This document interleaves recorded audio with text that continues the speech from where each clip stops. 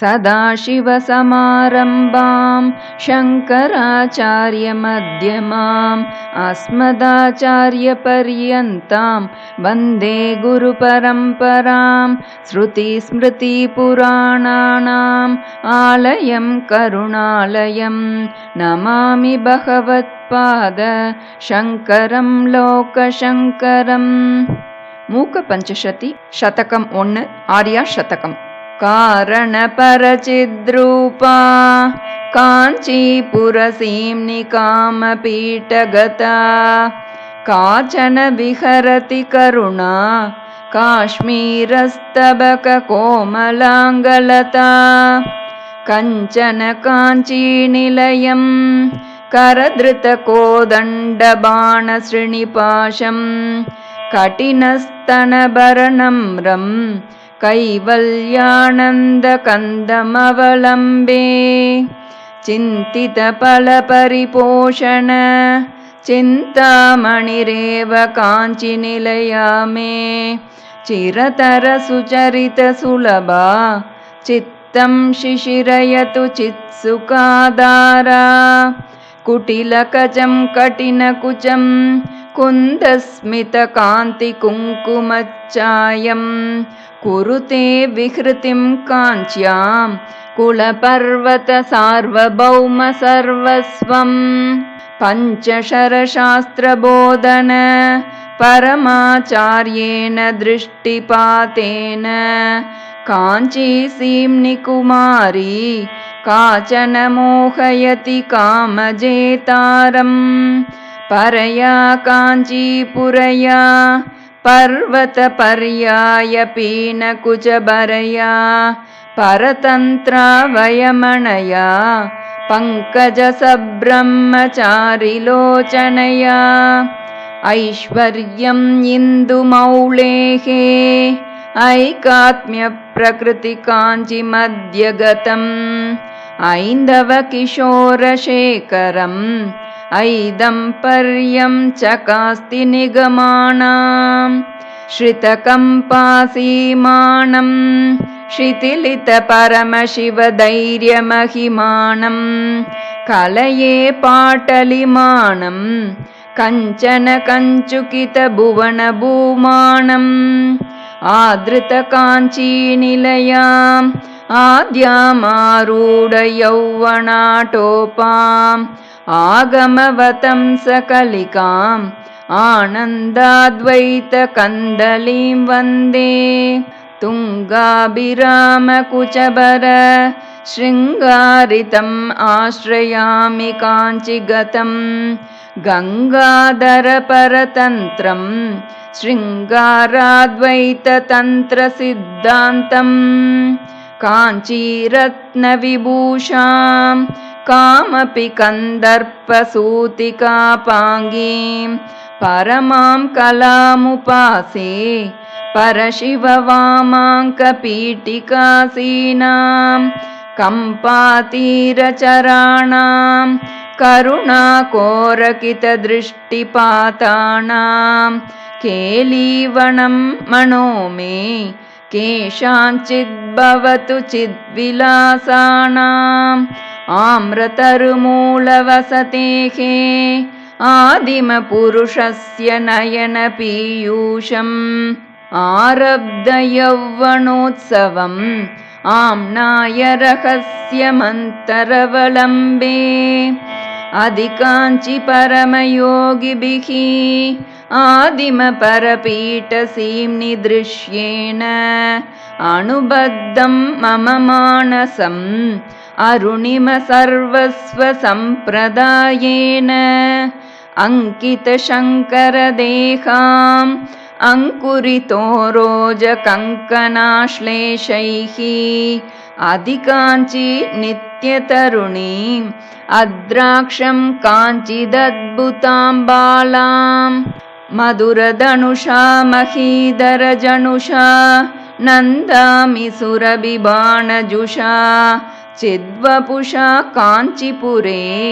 केलिजुषा बन्धुजीवकान्तिमुषा मधुरस्मितेन रमते मांसलकुचभारमन्दगमनेन मध्ये काञ्चिमनो मे मनसिज साम्राज्यगर्वबीजेन धरणिमयीं तरणिमयीं पवनमयीं गहनदहनहोतृमयीं अम्बुमयीं इन्दुमयीं अम्बाम् अनुकम्पम् आदिमामीक्षे लीनस्थितिमुनिहृदये ध्यानस्तिमितं तपस्यदुपकम्पम् पीनस्तनभरमीडे मीनध्वजतन्त्रपरमतात्पर्यम् श्वेतामन्तरहसिते शाता मध्ये च वाङ्मनोतीता शीतालोचनपाते स्फीताकुचसेम्नि शाश्वती माता पुरतः कदानुकरवै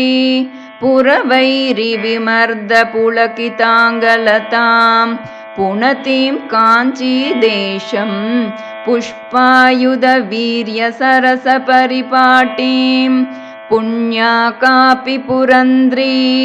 पुङ्कितकन्दर्पसम्पदा वपुषा पुलिनचरी कम्पायाः पुरमतनं पुलकनिचुलितं कुरुते तणिमाद्वैतवलग्नं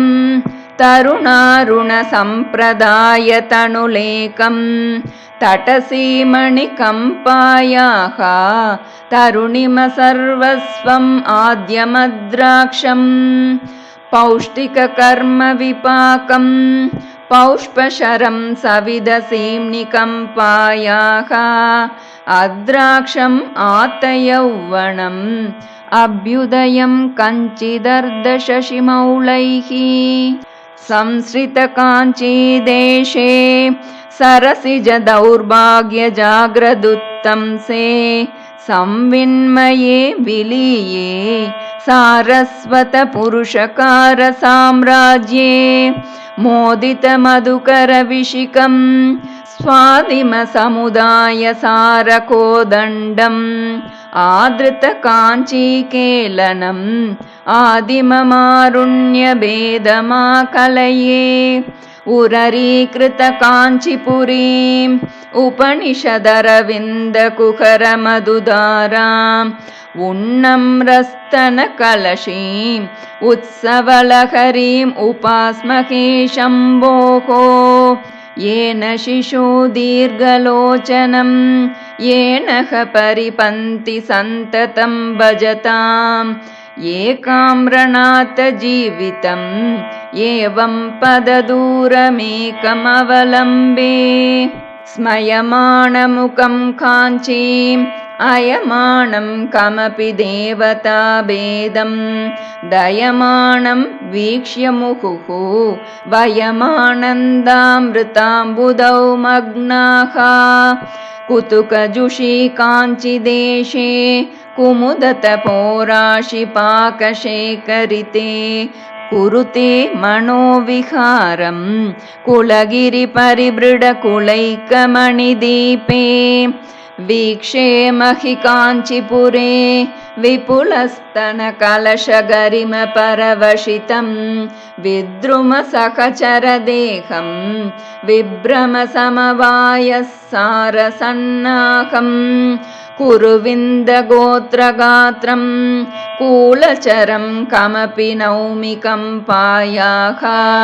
कूलङ्कषकुचकुम्भं कुसुमायुधवीर्यसारसंरम्भं कुट्मलितकुचकिशोरैः कुर्वाणैः काञ्चीदेशसौहार्दं कुङ्कुमशोणैर्निचितं कुशलपतं शम्भुसुकृतसंभारैः अङ्कितकचेन केनचित् अन्दङ्करणौषधेन कमलानाम् अन्तःपुरेण शम्भोः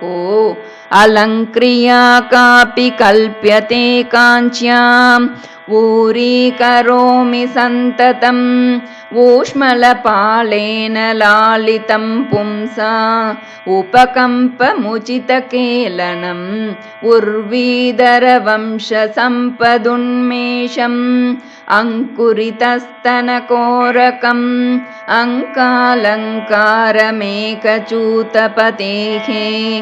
आलोके महिकोमलम् आगमसंलापसारयातार्त्यम् पुञ्जितकरुणमुदञ्चित शिञ्जितमणिकाञ्चि किमपि काञ्चिपुरे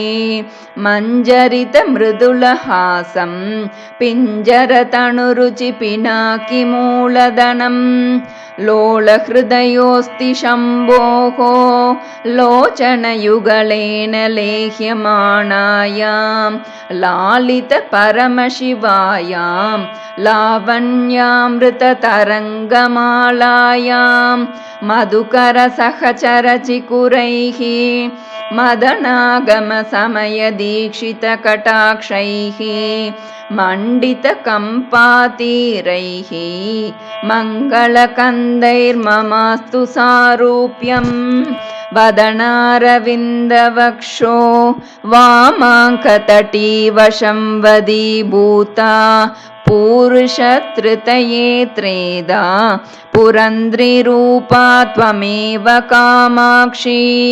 बाधाकरीं भवाब्देः आधाराद्यम्बुजेषु विचरन्तीम् आधारीकृतकाञ्चीं बोधामृतवीचिमेव विमृशामः कलयां यन्तः शशधर कलयाङ्कितमौलिममलचिद्वलयाम् आलयामागमपीठी निलयां वलयाङ्कसुन्दरीमम्बां शर्वादिपरमसाधक गुर्वाणीताय कामपीठजुषे सर्वाकृतये शोणिम गर्वायास्मै समर्प्यते हृदयं समया सान्द्यमयूकैः समया बुद्ध्या सदैव शीलितया उमया काञ्चीरतया न मया लभ्येत किं नु तादात्म्यं जन्तोस्तव पदपूजन सन्तोषतरङ्गितस्य कामाक्षी वन्दोयति भवति पुनः सिन्दूरम्बस्सुबम्भ्रमीति शिला कुण्डलिकुमारि कुटिले चण्डिचराचर सवित्रि चामुण्डे गुणिनि गुहारिणि गुह्ये गुरुमूर्ते त्वां नमामि कामाक्षी अभिदाकृतिर्भिदाकृतिः अचिदाकृतिरपि चिदाकृतिर्मातः अनहन्ता त्वमहन्ता भ्रमयसि कामाक्षि शाश्वती विश्वं शिव शिव पश्यन्ति समं श्रीकामाक्षि कटाक्षिताः पुरुषाः विपिनं भवनम् अमित्रं मित्रं लोष्टं च युवति बिम्बोष्टं कामपरिपन्ति कामिनी कामेश्वरि कामपीठमध्यगते कामदुगा भवकमले कामकले कामकोटिकामाक्षी मध्ये हृदयं मध्ये निटिलं मध्ये शिरोऽपि वास्तव्यां चण्डकरशक्रकार्मुक चन्द्रसमाभां नमामि कामाक्षीम् अधिकाञ्चीकेलिलोलैः अखिलागमयन्त्रमन्त्रतन्त्रमयैः अतिशीतं मम मानसम् असमशरद्रोहि जीवनोपायैः नन्दति मम हृदि काचन मन्दिरयन्ती निरन्तरं काञ्चीम् इन्दुरवि मण्डलकुचा बिन्दुवियन्नाद परिणता तरुणी शम्पालतासवर्णं सम्पादयितुं भवज्वरचिकित्सां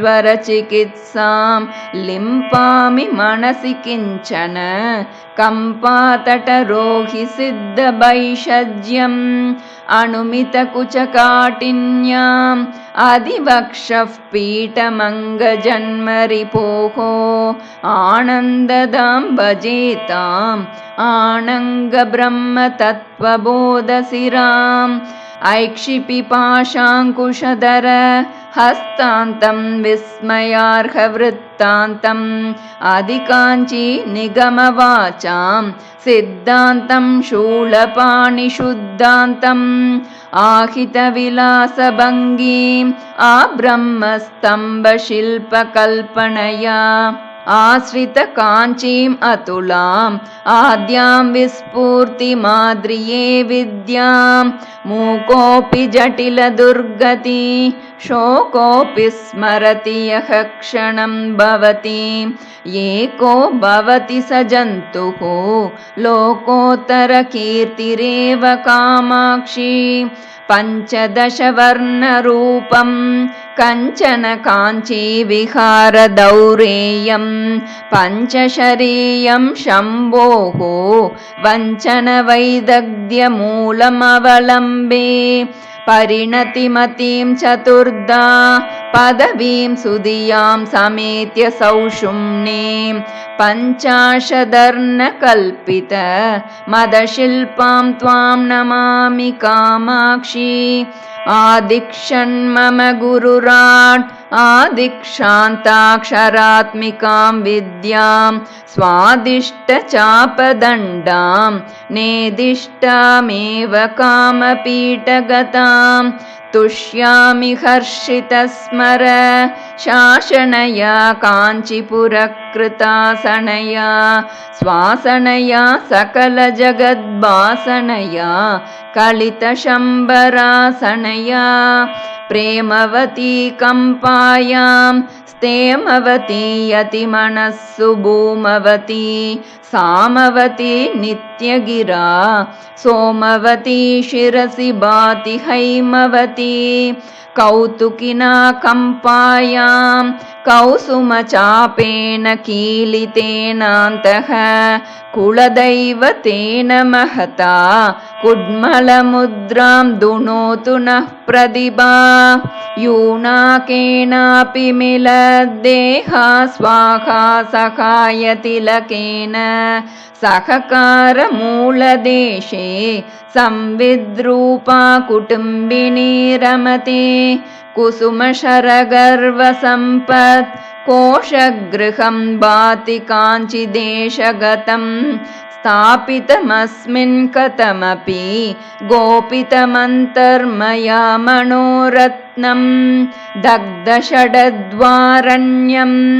दरदलितकुसुम्बसंवृतारुण्यं कलये नवतारुण्यं कम्पातटसीम्नि किमपि कारुण्यम् अधिकाञ्चिवर्धमानाम् अतुलां करवाणि पारणाम् अक्ष्णोः आनन्दपाकभेदाम् अरुणिमपरिणाम गर्वपल्लविताम् बाणश्रेणीपाशकार्मुक पाणिममुं कमपि कामपीठगतं येणधर कोणचूडं शोणिमपरिपाकभेदमाकलये किं वा फलति ममान्यैः बिम्बादरचुम्बिमन्दहासमुखी संवादकरी तमसाम् अम्बाजागर्ति मनसि कामाक्षी मञ्चे सदाशिवमये परशिवमय ललितपौष्पपर्यङ्के आदिचक्रमध्यमास्ते कामाक्षी नाम किमपि मम भाग्यं रक्ष्योऽस्मि कामपीठी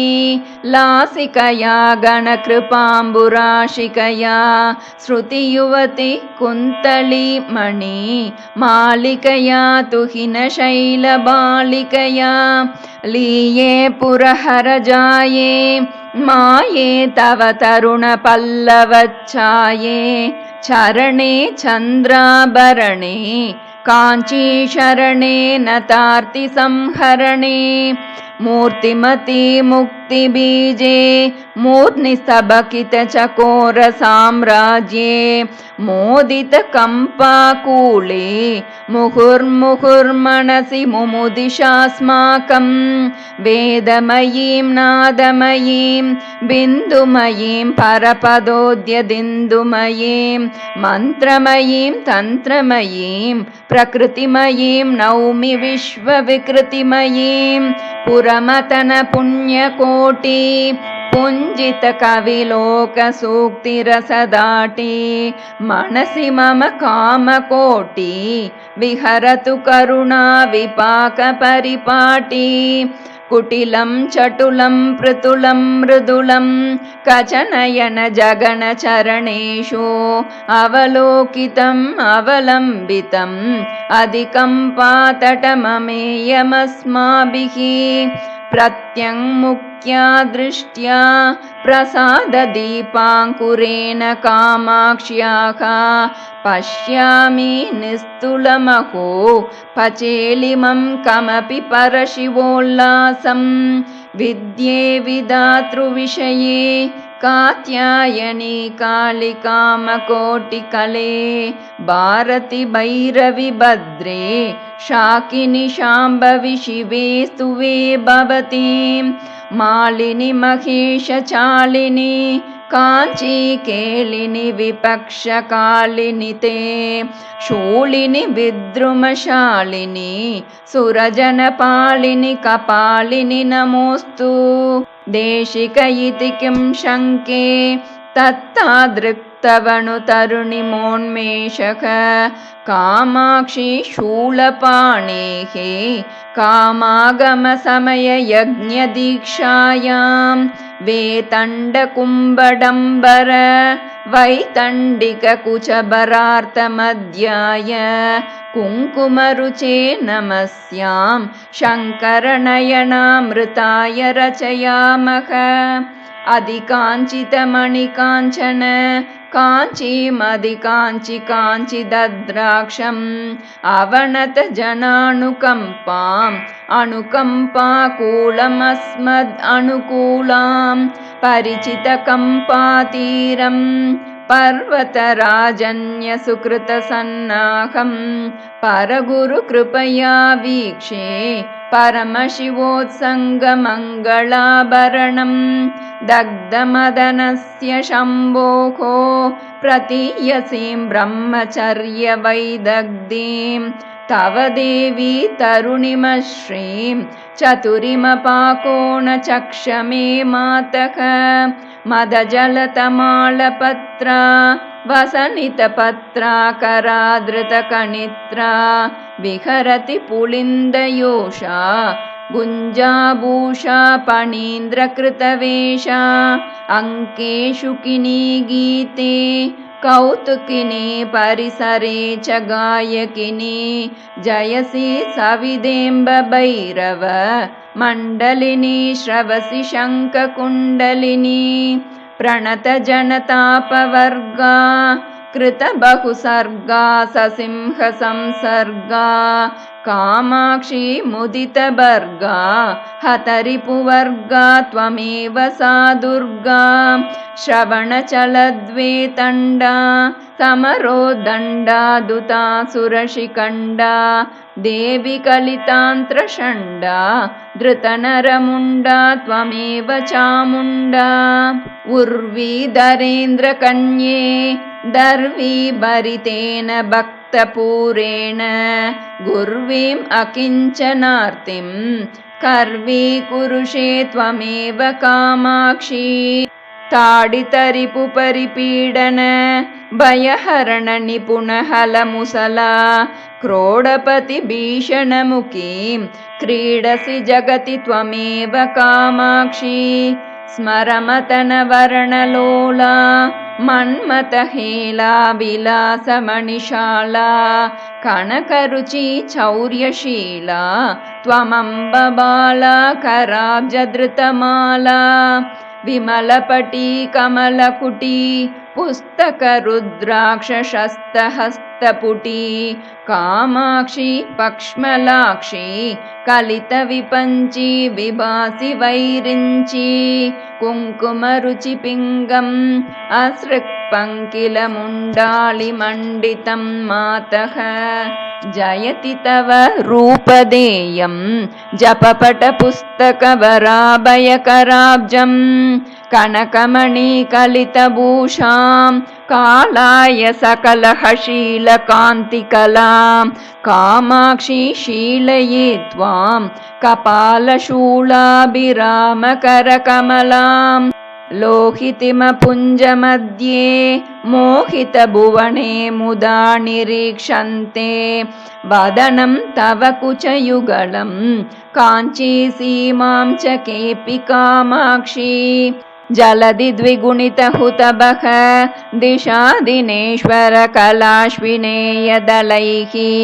नलिनैर्महेशि गच्छसि सर्वोत्तरकरकमलदलममलं सत्कृतदेशिकचरणाः सबीजनिर्बीजयोगनिःसृण्या अपवर्गसौधवलभी आरोहन्त्यम्बकेऽपि तव कृपया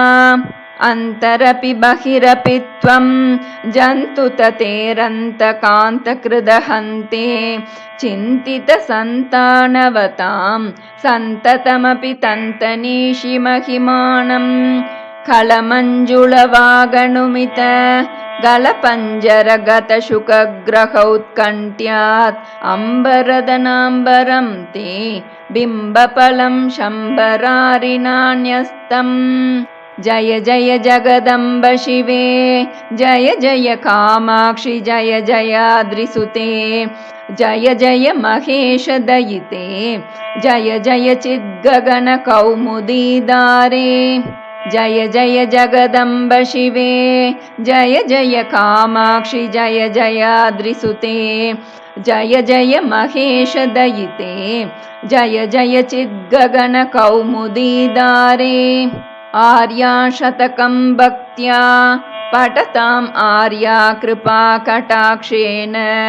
निस्सरति वदनकमलात् वाणी पीयूषधोरणी दिव्या आर्याशतकं भक्त्या पठताम् आर्या कृपाकटाक्षेण